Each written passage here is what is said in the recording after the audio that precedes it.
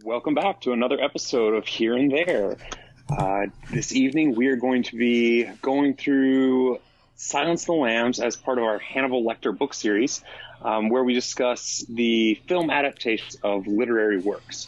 Like I said before, this is Silence of the Lambs by Thomas Harris and the 91, I'm a terrible host, 92 film with Jodie Foster and Anthony Hopkins. Yes, 91. John Glenn. 91. I always... Anyway, yes. So, that's where we're at tonight. So, like I said, Silence of the Lambs. Guys? We'll start with the book, I guess. We'll talk about the book first. Overall, what did everybody think? Of the book or the movie? Either one. I guess we'll start with the book. What did everybody think of the book? Well, it was the first time I read it. I'm a huge fan of the movie, though. And so, it was interesting, because with Red Dragon, I actually think I like the book more. But with this one, I like the movie more, and I think that may be because I'm biased, because I'm used to the flow of the movie, and it changed a few things. Mm-hmm. Yeah. Mm-hmm. Overall, it was pretty faithful, though, I thought. Yeah. The movie adaptation was. I really, this was my first time to read it as well, and I'm also a big fan of the movie. They were close to neck and neck for me. I mean, I and this is not original, but I always like the books a little bit more, just simply because you get that extra layer of internal monologue, you get the extra character development and all that. So that might give the book the slight edge for me, especially with Jack Crawford's character. I felt like I liked him in the movie, but you just got that kind of extra layer. And I listened to the audiobook too this time around, and the performances were really, really good. You just got to explore that more fatherly relationship between Crawford and Clarice. It's there in the movie, but you feel for him a lot more. I liked the extra humanization of him with the whole Bella storyline. Yeah, that was interesting, because I didn't know that was going to be in the book like that. It's in the Hannibal Lecter series. And so I didn't know if they'd made that up for the series, but it's kind of cool. Like, I realize now they took it from Silence of the Lambs, because it's not in the Red Dragon book. Right. And I like that, but there is something to be said about kind of stripping away that stuff. And they really centered it on, Clarice's character. But yeah, I do agree it was faithful, but his character probably, got stripped away the most. I also, I like her character better in the movie than in the book. In the book, she's a little more silly, a little more immature. There's the part where she's like running late for class, and she like jumps in the shower of her classmate, and stuff like that just stood out. I'm like, okay, that doesn't fit in with the character that Jodie Foster played at all. Like, she's much more like stoic and all these different things. And and even the way it ended with her dating the insect expert, in the bed, like that just, I could not see Jodie Foster's character doing that. It didn't flow with me, right? Am I crazy, or do you? No, that was weird. It felt kind of ham-handed. I felt like that was partially, you're looking at an age difference. Because, like, Jodie Foster, I'm not buying as being the age that she should be if she's going through the academy, right? Like, she should be, like, early 20s at the, like, latest, right? But, like, Jodie Foster is clearly older than that. And so it's like a very different, like, the goofy part of her that's in the book makes sense if you're talking about a 21-year-old, basically a girl still, who's finding her way in the world. Like, it makes sense. But if it's like, oh, it's 35-year-old Jodie Foster, it's like, oh, this doesn't fit anymore. I don't know if she's that old. I mean, really. Well, I get your points taken. I'm going to look this up, because now it's going to drive me nuts. So I also, and I'm going to go ahead and probably side with Charles on this, which is just an uncomfortable position for me to be in. But I think I enjoy. I know, it's killing me. I feel like I like the movie, and it may just be, I read this book like a long time ago, like 20 years ago. I read this book, and I had forgotten most of it. Any of the real differences, because the movie is just such a strong memory. And I love the movie too. Although I will say I don't know how well it's aged, but we'll come back to the movie here in a bit. But the book, I feel like Thomas Harris, and this is throwing rocks because I have never written a novel and I don't claim to be a novelist, but I feel like he is great at writing half a novel. Like, he is fantastic at developing one really compelling character per book. And so, like, in Red Dragon, it was like the villain. Like, he was fascinating. Like, his backstory with the grandmother and all, like, that was excellent. The other parts were just like, I'm bored. I'm going through it, but like, I'm not like into it. And I felt like this one, the Buffalo Bill character was the least interesting character in the whole book. Like, the whole hunt for Buffalo Bill, other than like, oh, like, lives are at stake. I get it. But like, the characters aren't interesting. What they're doing isn't doing anything for me. But like, the scenes where Clarice and Clarice and Lecter are talking are just fascinating. Like, I could just sit there and listen to them just talk to each other. Like, it was just wonderful. And so again, but that's like, it's not that much of the book. It's integral to the book, but as far as like plot wise, it's not like 80% of the book or anything like that. Well, it's kind of to your point though on that, like so the movie is what? It's, let me see. It should be somewhere under 2 hours, right? Yeah, it's 1:58. Yeah. Okay. So it's right at 2 hours, and Anthony Hopkins is only on screen for about 16 minutes. Yeah. Which is crazy because he won Best Actor. And so his scenes just, I think they really work, as you say. I know you actually said you kind of preferred you said you like the aesthetics of Manhunter more, like the kind of the white, the kind of gel looked more normal. You like the Hannibal in that, maybe his understated kind of thing, like as opposed to over the top with Anthony Hopkins. I don't know, like I still disagree with that. I think I prefer Anthony Hopkins in this role, and that's another thing. The book, I didn't like his characterization in the book. I didn't really like their exchanges in the book. They went on too far. They made Hannibal, it's every single line has to be some game, and it kind of got old. Whereas I feel like the movie really kind of stripped that away. And I don't remember this in Red Dragon, but having Hannibal Lecter have 6 fingers, this is kind of interesting. Did they say that in Red Dragon at all? I can't remember. And that and the way he escaped and like putting on the fake nose and doing the the surgery on himself, basically plastic surgery. That was kind of weird. I think the book did that, or the movie did that better. Well, I feel like yes and no, right? Like, I feel like the movie went for a lot more shock value than the book did.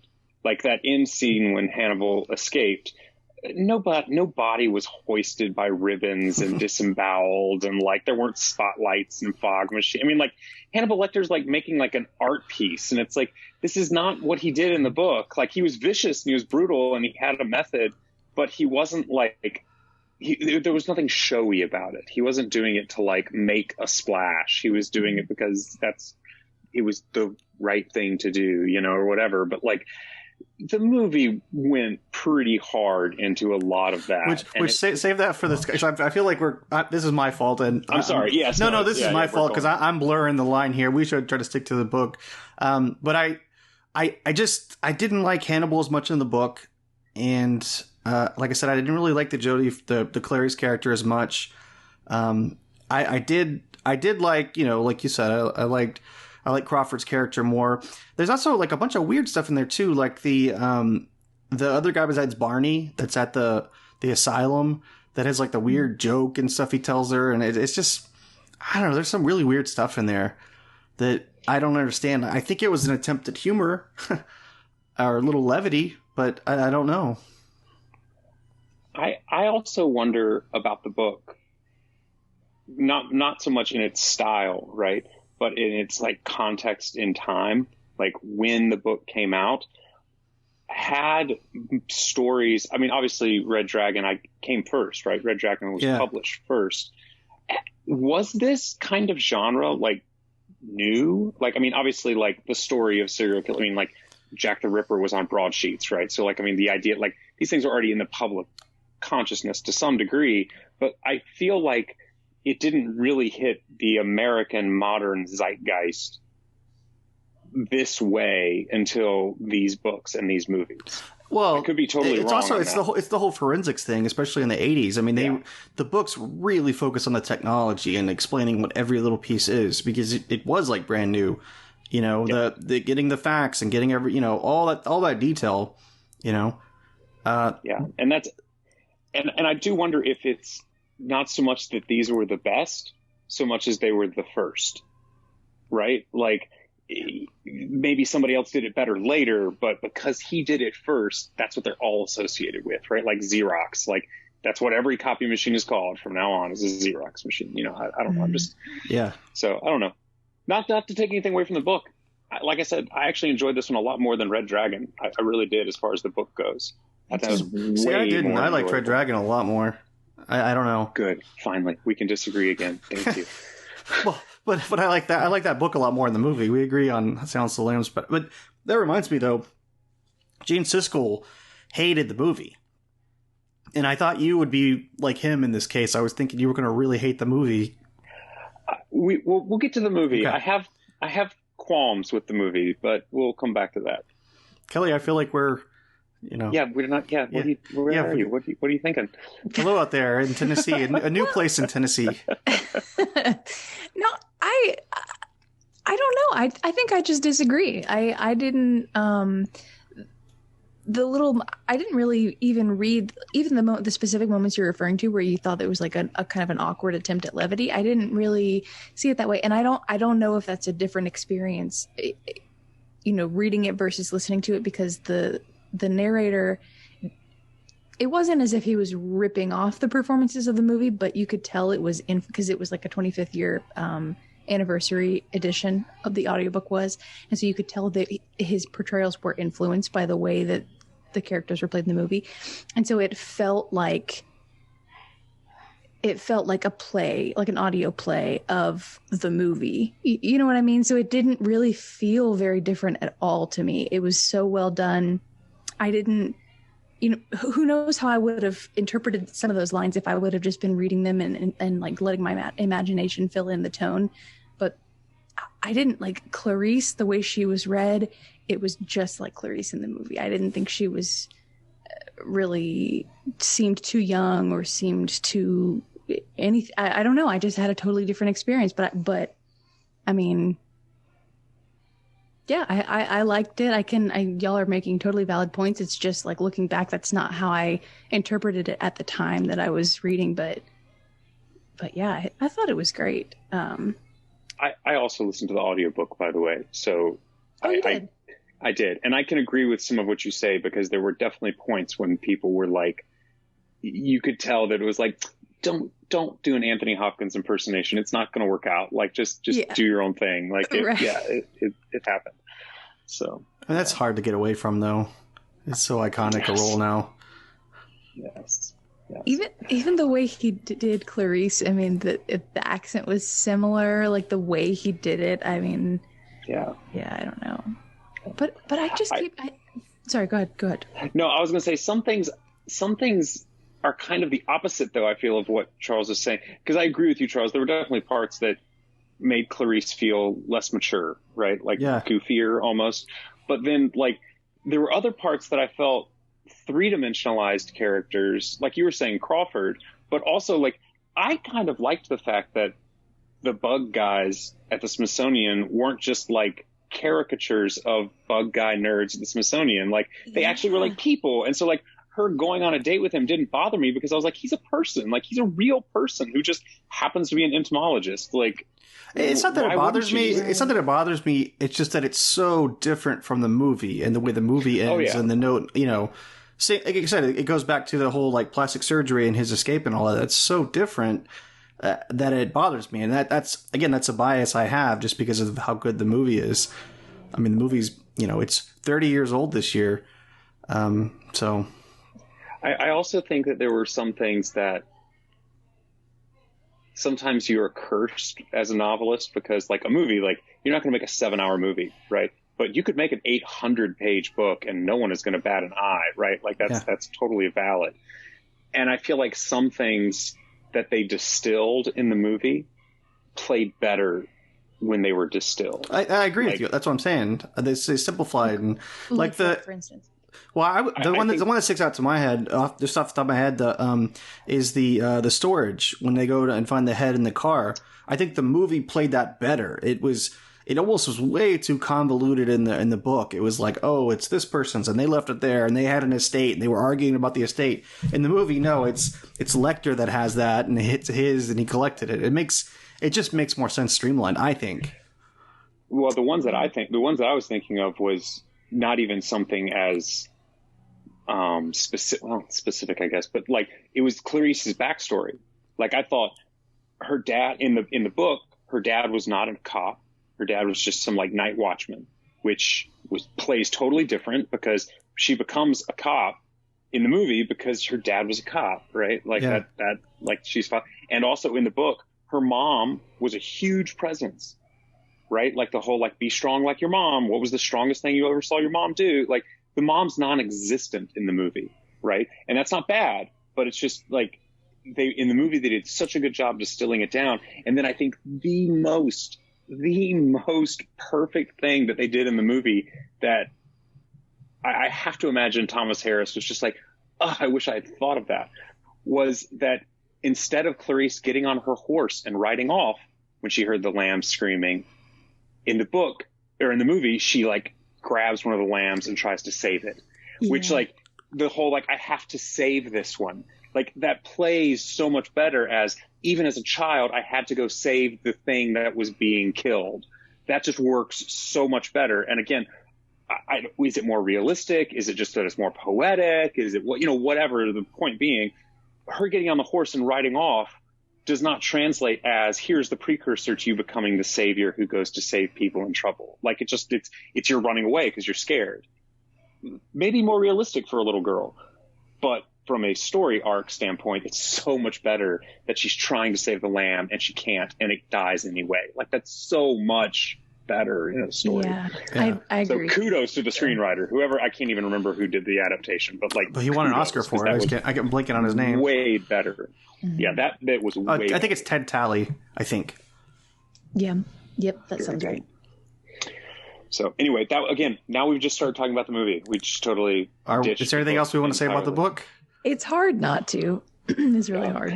Anything else specific? I would say if you enjoyed the movie, you should definitely read the book, because odds are this is one of those cases where if you liked the movie, you will probably just get more of what you liked in the book. There will probably be some things that you don't like as much. Sometimes movies aren't that way, though. Like you watch the movie and then you read the book and you're like, this is a mess. Like this is not that way. The two really complement each other nicely. Mm-hmm. Yeah, for sure. All right. And the book is not perfect, but yeah, if you like the movie, it's just a little bit, it's all the things you love about the movie, but a little bit richer and a little bit just expanded. But it's not without its flaws, some of those expandy moments, but yes, I agree. So I guess then we'll dive into the movie. Yeah. Let's see. So I'm bringing up the lower third there, and I will do the trailer. So here's the trailer from 1991. You spook easily, Starling? Not yet, sir. He's past the others. The last cell. I'll be watching. You'll do fine. A killer is on the loose. Keeps them alive for 3 days. Then he shoots them, skins them, and dumps them.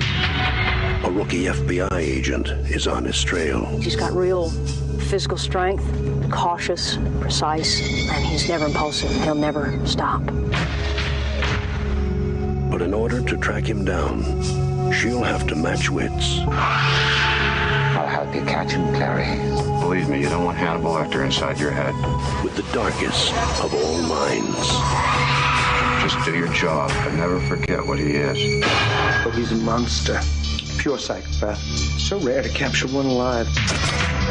So close to the way you're going to catch him. Do you realize that? Oh, Clarice, your problem is you need to get more fun out of life. You told me you don't spook easily. You call this easy, sir? Lecter's missing an arm. Man's a raving maniac. Who knows what he'll do?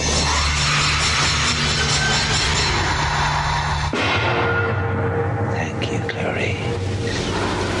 Thank you.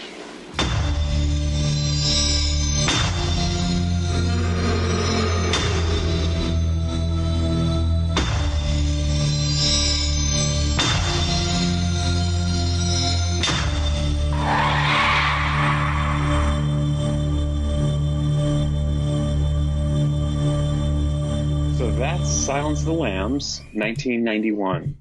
And if you took your date to go see that on Valentine's Day, maybe you got a second date. I don't know, but I don't know what that means. It's a bold move. I'm just saying, it's a bold move. I knew a guy who took a first date to go see Requiem for a Dream because they both loved pie, and they didn't know. They didn't know. They just knew they loved pie. Wasn't that a thing in Seinfeld where Elaine took a date to see Schindler's List?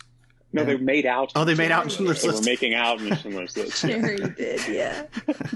And then somebody, like his mom saw, or somebody was very upset. Yeah. Anyway, wow, that was a tangent. But no, so if you took your date to go see Silence of the Lambs on Valentine's Day, either you guys were meant to be or you never spoke to her again. So anyway. Yep. All right. Well, what did everybody think of the film Silence of the Lambs? I think we already kind of got first impressions out of the way, but anybody have anything like to add? Go ahead, Kelly. Putting you on the spot, but I want to make sure you get your say in, that we don't overlap each other too much. Yeah, I mean, I obviously all the things we've already said, but specifically one of the things that really sticks out to me is I love that opening title sequence. Certain aspects of it remind me of The Shining in a way, because it comes on with that really stark font. You have the kind of tense score, which Howard Shore did the composing for this. It was awesome. It's just this gray, bleak setting. Jodie Foster's pounding away, just training by herself, running through the forest. And it really foreshadows how much of her time she's going to spend alone, being driven, just forging her own path through difficult terrain. So it's like the perfect setup for this movie, in my opinion. Well, even the part with the elevator at the very beginning, when she gets on the elevator with all the guys that are way taller than her, that is just perfect, like encapsulating everything about her. Mm-hmm. Yes. So. Yes. Yeah. Jonathan Demme really, like, the framing, the way that this was filmed, and Taka Fujimoto, his color palette kills me. In everything that he does, like, it's always like this blue, gray. There's never anything vibrant. And even when it's vibrant, it's dull. It's ridiculous. I don't know how he does it. I don't know if it's the film stock. I don't understand. But it's always like bleak and gray. It looks like everything's just like covered in ash or something. But the way that he films things it is so counterintuitive when you say this to people who aren't visual, if they didn't study this kind of stuff. But like, whenever you put somebody like I am in the frame right now, centered, square, like this, that person looks trapped, right? If I'm over here on this side looking this way, it looks like I have space to run. Even if I'm over here, it looks like I'm moving fast and going out of the frame. But if I'm right here staring square into the camera, I have nowhere to go and I'm completely trapped. This movie uses centered close-ups for everybody all the time. And it's not just people that are in cages. It's people that, like, when Lecter is talking to Clarice, he should be the one who's trapped. But they frame her in such a way that they are both equally trapped. She's trapped in this situation, and he's trapped behind bars or glass. And it's the genius of that. It's just really well done. Even the whole thing with all of the characters, they're looking straight at the camera, right down like at the lens, those kind of POV shots. But Clarice is not. She's the only one that's not looking at the camera. She looks, slightly off. So I don't know. I don't know. It's like all the eyes are on her, and it's kind of invasive of her. And I took that. It's kind of like all the guys, they're always checking her out and all that. And they're like staring right at her, piercing her soul kind of thing. So I thought that was a really interesting choice. The only time I think she stares at the camera is when Hannibal is in the second cell place and they're talking. I think but everything else, if you notice, her eyes are always off camera, like a traditional setup would be. So I thought that was a really interesting and bold choice. And also, those extreme close-ups too, they do. It's like, wow. It's super uncomfortable. It's super uncomfortable. And he does a really good job of, when you're seeing things, when you see the disturbing thing, that's not when you get the cue to be scared.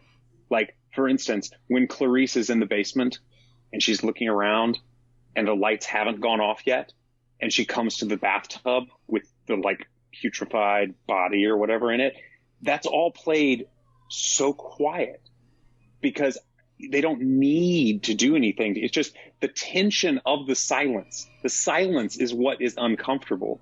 And so then when something happens that's loud, it's almost like all that tension gets released. And it's just so much better than if it had been like tension strings coming up to it and then like a scream or something. It would have been cheap. But this lets you kind of experience it with her where it's just, I'm in this quiet place. I'm in the dark. I'm creeped out.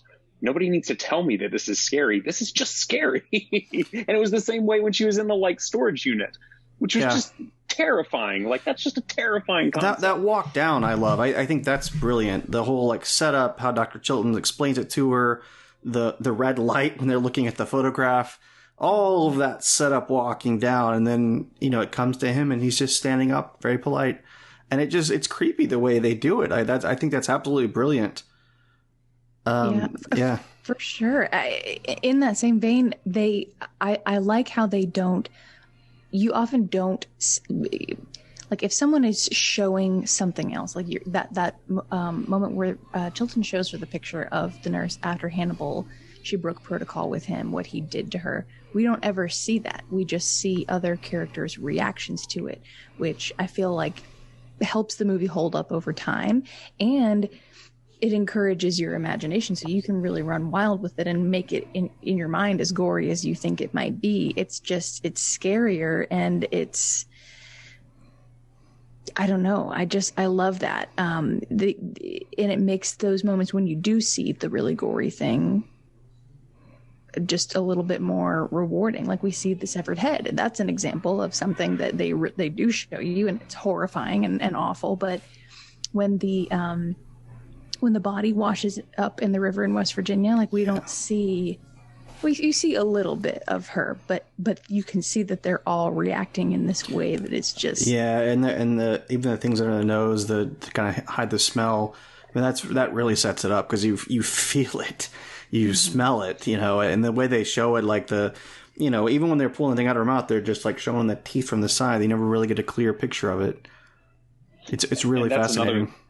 That's that scene with the like flash bulbs. Yes. Of all the like that's just a great tension building device as well. It reminds me of Texas Chainsaw Massacre. I don't know if you've seen that, Kelly. Did you ever see that? No, it's the opening scene, you know, and it's that bulb, the flash bulb popping, and that's always going to be creepy in movies. It's used like that. It just is. I love it. That's what every time I watch that scene, that's what I think about. But yeah, I all that stuff. The way it's shot is so interesting, and that's all Jonathan Demme, and that and the cinematographer obviously, but I would say this is Demme's best movie, right? Like, I mean, he did a lot, but I mean, Philadelphia maybe, but I don't know. What else did he do? I feel like there was one other one that should be on that list that you're not thinking of. I'll check it out. I'll get back to you. I could be wrong, but I'm he did fairly certain. I mean, he did a lot. Let's see, Manchurian Candidate, the remake. Ooh. Didn't like that one? Nobody's perfect. It's okay. We'll let that one slide. I do, while you're looking that up, I do wonder about whether you could remake this movie or if you could make this movie now.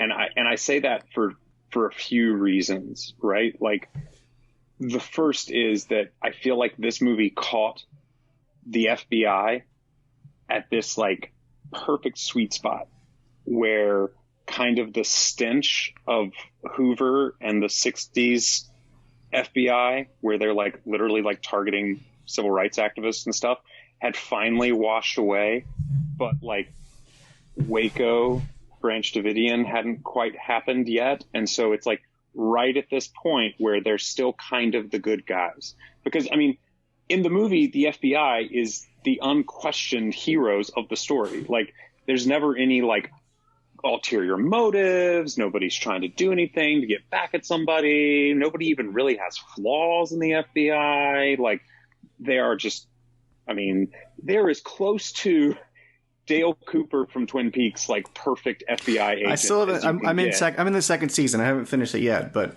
I'm getting there. Well, I know Agent Cooper.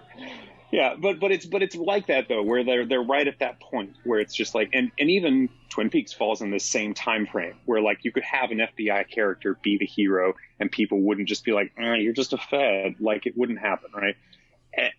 And also if you look at them, they're not just like soldiers with police stickers on. Like you look at them and it's like, oh, you guys are like carrying like little revolvers and you maybe have a bulletproof vest on, but like the SWAT team doesn't look like they're about to invade Baghdad or something, right? Like they just look like cops. Like it's very different. And then, so that's one piece that I was like, I wonder how that would work now.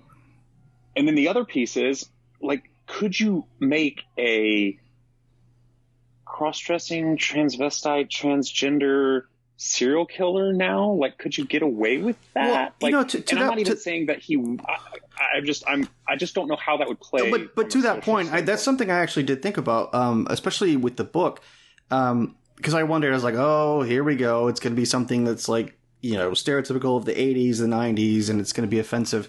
And it's really not. I feel like they go out of their way to say he is not a transsexual. He is not this. He's experimenting, he's changing, but he has so many mental tics. And they really, I mean, they bring in that doctor character in the book, and he and Crawford have that long exchange, and it's just like, I feel like they really knock that over and over and over, almost beat a dead horse with it. This is not. And the movie kind of glosses over that a little bit. It doesn't really get too much into it. The movie, actually, maybe the movie's a little more ambiguous whether or not he really is, because I mean, he does like that famous shot where he like tucks and stands, and that's, unless I'm wrong, that's not in the book. Is it? I think it might be, actually. Is it? Did I just forget about it? It seems like I remember it being in there, but I just that him sitting there getting ready and all that. Like, I guess the movie's a little more ambiguous. I mean, Hannibal does say he's changing and all that, but I feel like the book actually did a good job being progressive, I would say, and making sure they weren't offending people. That's my take on that.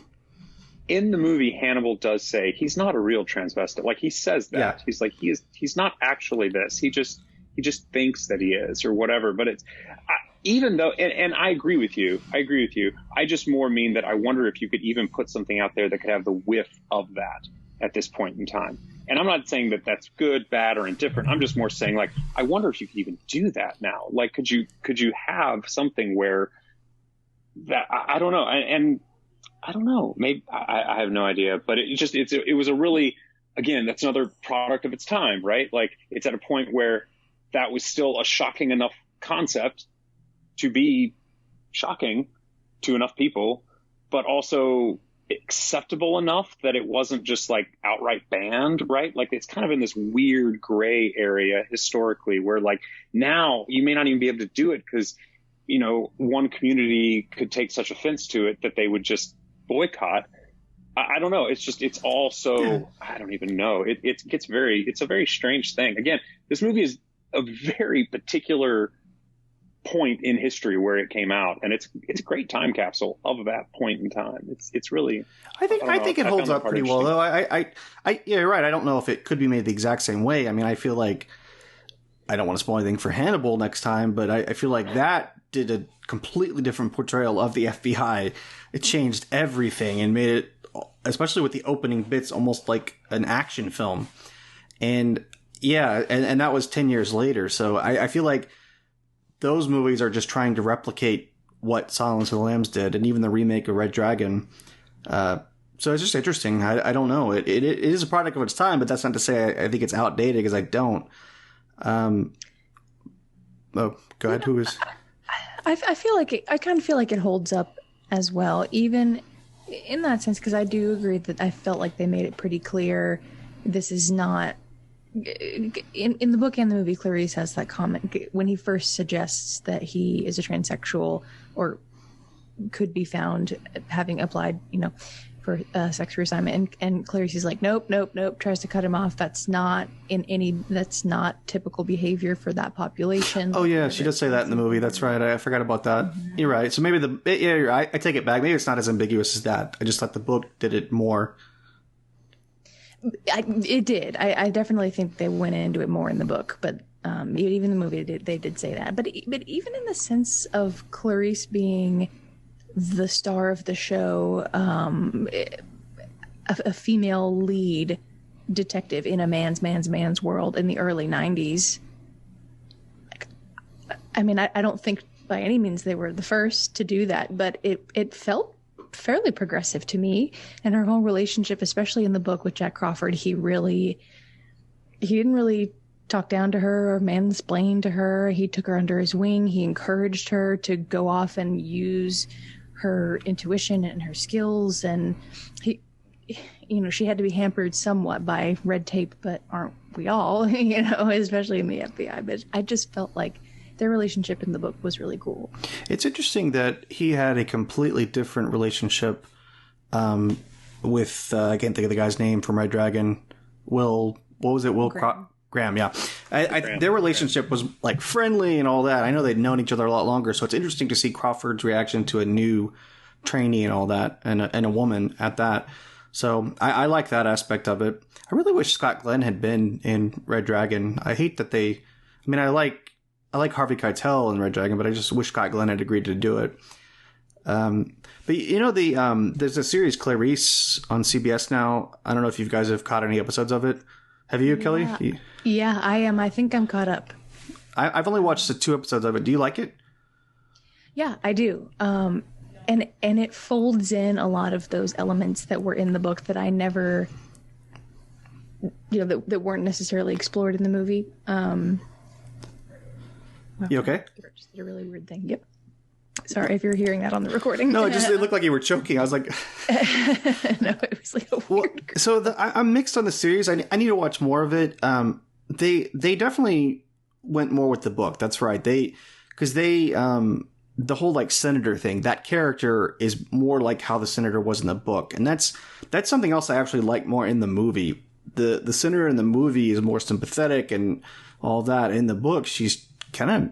I know she's lost her daughter, but she's kind of mean in different ways and doesn't trust anybody and all that. So, and even the daughter Catherine isn't. They kind of make her kind of a weirder, strange character, like a kind of a spoiled rich kid kind of thing. I think the movie did it better. But yeah, that's actually, it was kind of a turnoff when I was watching Clarice, because I'm like, oh, they're doing the senator the way it was in the book. I'm like, no, now she's being mean to Clarice again, and it's like, okay. Yeah. But I do find it interesting. I don't remember which episode this happened in, but have you seen much of Catherine in her post-traumatic stress? Not really, because like I said, I've just seen 2 episodes. I also don't know if I like the power dynamics, because I feel like even after she saved the senator's daughter, in this world, all the men still don't trust her and still treat her like a rookie. And like, I was kind of like, come on, she just like basically saved the day in the last one.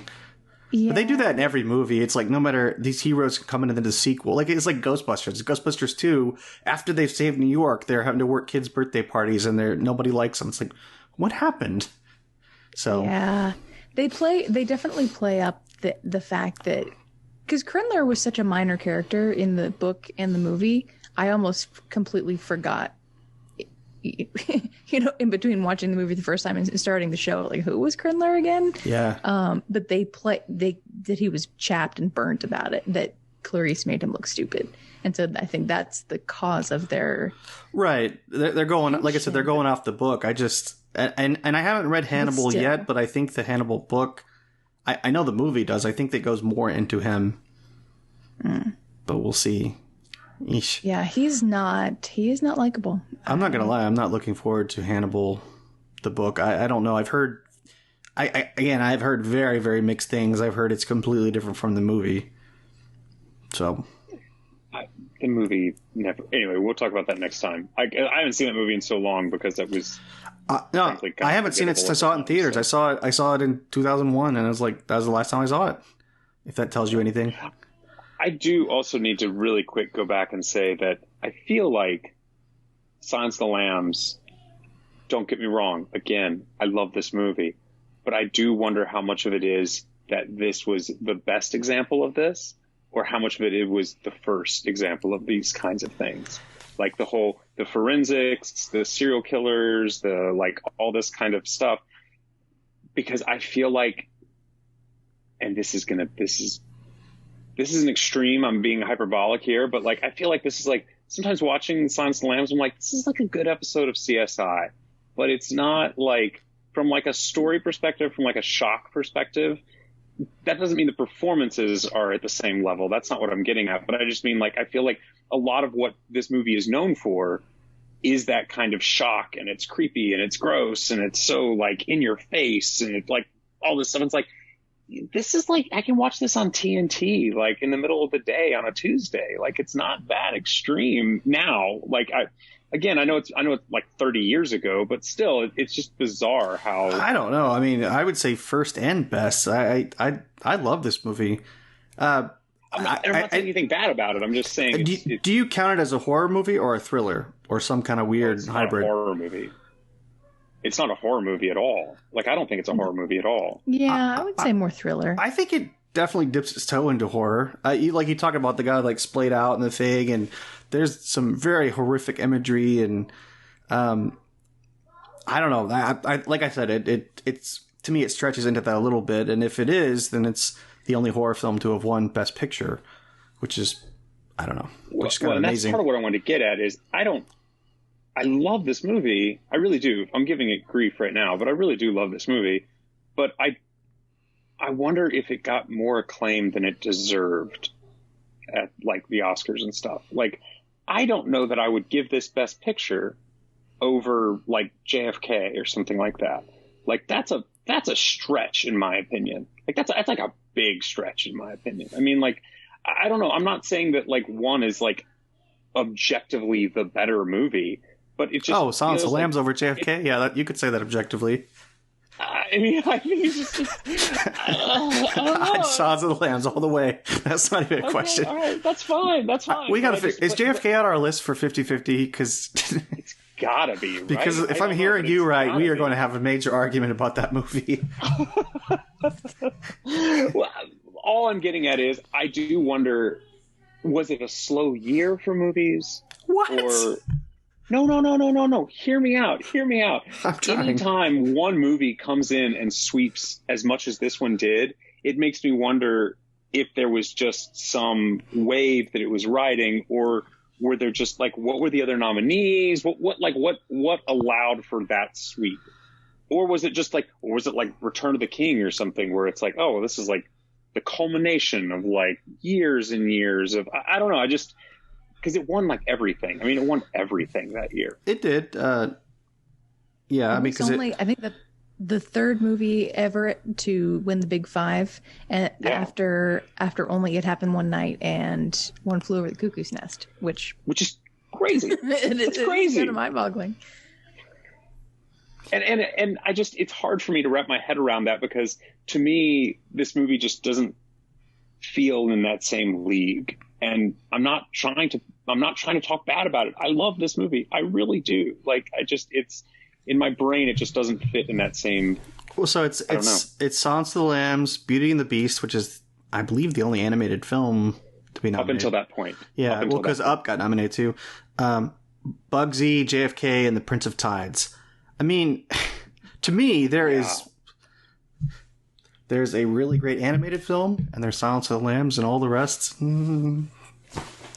Oh, okay. Well, that's okay. We can argue about the merits of JFK when it's time to argue about the merits of JFK. But all I'm getting at is that's what I'm saying. Then is it was a weird year for movies, where this one didn't get all the acclaim because it just didn't have strong competition. I don't know, and I'm really not saying anything bad about it. I'm just saying, if it had been, would it have been?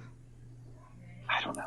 Would it have been as heavily? You're not saying anything bad about it. It really sounds like you're saying something bad about it. It's cool. I'm saying something bad about the rest of the year for movies is what I'm getting at. I got it, but that lowers the quality of this one. I love this movie. It's one of my all-time favorites. And also, of course, but that's because you love horror movies too, and you think of this one as I do think of it. I like I said, I think it dips its toe. It's kind of like Jaws for me. I consider Jaws a horror film, even though it's probably not. The criterion of it is pretty awesome. Oh yeah, that does look nice. Yeah. That's So really nice looking. I almost feel like this is closer to like a precursor for something like Seven than anybody really wants to give it credit for. I do think that. I agree with you on that. It's kind of that kind of gritty style of it too. Mm-hmm. And I feel like, and see, that's the other thing too, is I don't think of Seven as a horror movie either. I don't. Yeah. I would almost even though say, that's substantially scarier than this movie, like way scarier. See, I don't know if I agree with that. Even I think Hannibal Lecter as a horror movie villain. I wouldn't say John Doe is that. No, but the mood of that movie is. I agree. Yes, I agree with you on that. I don't know why we're going into Seven. That wasn't what I meant to do. All I was getting at is I feel like I guess what I was getting at is the legacy of Silence of the Lambs, right? Whether it be Seven or whether it be your CSIs or whether it be all the like Criminal Minds, and I mean, how many procedural shows and things like that took their cue from this? So whether I'm totally right or totally wrong about it being overly awarded, it clearly one of those is right. Yeah. The zeitgeist. It clearly entered the zeitgeist to the point that people were copying it left and right, or at least taking massive inspiration from it. So and I think Hannibal did something right. I think Anthony Hopkins' career after that has just been. I mean, every movie he plays, he's always some brilliant person that has a master plan. Well, he was in Van Helsing. No, he played Dracula. Helsing. Dracula. Yeah. Oh yeah, that was terrible. I mean, I'm not saying he hasn't because he was he John Quincy Adams and Amistad and also speaking of that, actually this year he's in The Father and he's nominated for Best Actor again. I have not seen it, but I hear that is incredible. So I just feel like after this that's what he got typecast as, this kind of brilliant. Was Remains of the Day before or after? I believe it was before. Okay, I was gonna say because that one he's definitely like dignified British gentleman kind of thing, but he's certainly not like some super genius kind of character. He was good in The Two Popes too. Shadowlands, when he played C.S. Lewis, when year did that come out? Was that before or after? I'm looking it up. Although that kind of qualifies as like, maybe does that qualify as like a British genius? I don't know, like maybe. Trying to find Remains of the Day. You're right though. He definitely like became typecast after this. Mm-hmm. Like it's sort of like Samuel L. Jackson post Pulp Fiction. Like his job was to be that character forever. Like yelling about snakes on planes. Remains of the Day was after. I thought it was before. That's funny. Really? Shadowlands was after. Remains of the Day and Shadowlands are both in '93. Oh, and World's Fastest Indian. Yeah, I forgot about that one too. And he was in Nixon. Oh, that's right. He played Nixon. Oh, I totally forgot about that. I really would love to know. I really would, and I know I mentioned this immediately when we started talking about the movie. I really would love to know how Tak Fujimoto achieves that color palette in every movie. Like, it's the same. I mean, it's the same as when he did like Breakfast Club, that like muted gray, blue gray. Even when I'm filming like a rose, it's going to look gray. I don't know how he does it. It's bizarre. Well, it's got to be I mean, obviously with that time, it's got to be a chemical thing in the lab, right? Like that he's. Yeah, or he's just using the right stock and he's lighting it in such a way that because like also there's never shadows in any of his movies. It's always completely soft, shadowless light all the time. It's bizarre. I don't know how it's such a specific look. Like in my brain, that's what the 80s looked like. Always is a Tak Fujimoto movie, but there were no shadows in the 80s. It's very weird. But anyway. All right. Well, I am tapped. I have nothing else to say about these two works. Does anybody else have anything they'd like to add? No, I think that's it. Yeah. What are we doing next time? We're doing Hannibal, right? Mm-hmm. The book and the movie, and it'll probably be in like 2 months. I'm not sure what the next podcast is going to be. I think, Topher, you and I are probably doing our next 50-50. Do you remember the movies on that one? Apocalypse Now. Oh, yeah. And I cannot remember the bad movie. All right. I can't remember. Apocalypse Now. We'll find it. All right. So that'll be next month. Excited about Apocalypse Now. That'll be next month. We'll probably be 2 months for Hannibal. Okay, well, let's wrap this one up. Go ahead. And then we'll discuss that one later. So Right. Charles, can you let them know all the places that we can be found on the World Wide Web? I will try. Let's see. So you can find us on iTunes, Spotify, Stitcher, Google Play, and YouTube by searching Here and There. And we're the hashtag, if you see this around, our hashtag is Here There Series. And, however you're watching it or listening to it, please subscribe. I would really love to grow our YouTube channel. That's where you get the video of this, and Facebook. All the rest are going to be audio. So, but please subscribe. Please leave us comments. Check it out.